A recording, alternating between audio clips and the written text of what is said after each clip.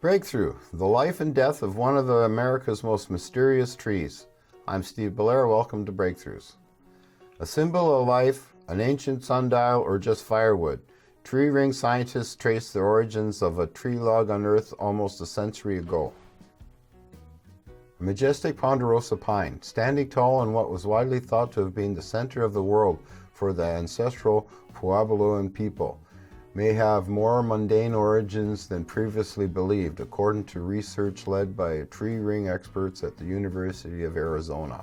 A study published in the journal American Antiquity provides new data that calls into question the long-held view of the plaza tree of Pueblo Bonito as the sole living tree in an otherwise treeless landscape around which the regional metropolis of New Mexico's Chaco Canyon was built.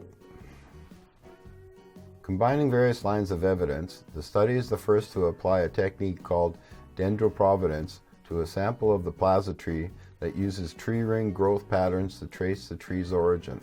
The data revealed that the tree did not grow where it was found, and is therefore unlikely to have played a role as significant as various authors have ascribed to it ever since it was discovered in 1924.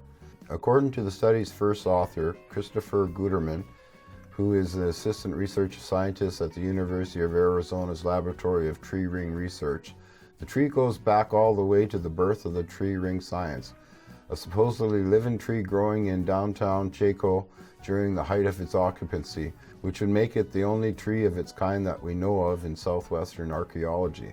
The largest of the buildings known as great houses in Chaco Canyon, Pueblo Bonito, is considered widely as the center of the Chaco world, which span the four corners of the region all the way to the edge of the Colorado Plateau. Pueblo Bonito's significance has been likened to Stonehenge in Great Britain or Machu Picchu in Peru.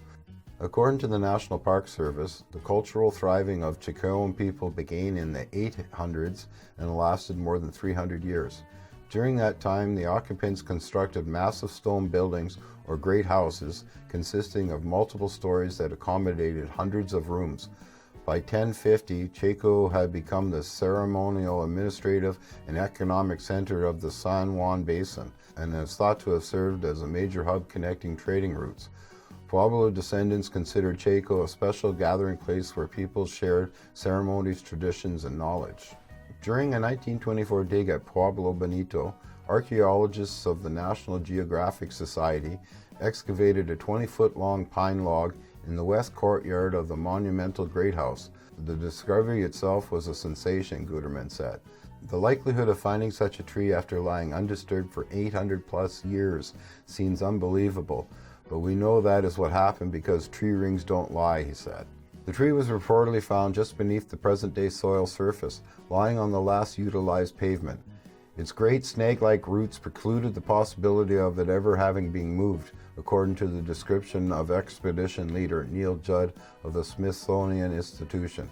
It's important to recognize that these are only stubs of roots, not the entire root system, said co-author Jeffrey Dean. Lacking the root system, combined with the fact that the log was lying flat on top of the latest plaza surface, means that the plaza tree did not grow in the Pueblo Bonito Plaza. Dendrochronological analysis, initiated in 1928 by Andrew Douglas, the founder of the University of Arizona Laboratory of Tree Ring Research, confirmed that the tree lived between 732 and 981, and likely longer since its outermost wood had eroded away over time. Guterman said he had been vexed by the tree's origin story for a long time. Was it the lone remnant of a pine forest growing in the Chaco Canyon? The only tree that didn't get cut down for some unknown reason? Or it had been lying there undisturbed all along, even during the peak of the Chacoan culture? You don't just find a 1,000-year-old piece of wood on the ground like that, said Guterman, whose earlier research in the School of Natural Resources and Environment revealed that the 25,000 trees used to build Pueblo Bonito did not grow nearby but were transported from distant mountain ranges. To find out where the plaza tree had come from, Guterman and his co-authors assembled 3 lines of evidence, not unlike building a legal case, as he put it. They scrutinized documentary records, including unpublished correspondence and reports from their earlier archaeological expeditions, strontium isotope signatures from pine trees living in the Chaco Canyon area today, and tree ring patterns that allow scientists to pinpoint the source of the wood in question. While winter precipitation patterns are fairly uniform across Arizona, New Mexico, and Colorado, the summer rainstorms known as monsoons are much more local, Guterman explained, and the resulting variation in tree ring patterns allow researchers to match wood samples to the area where it grew.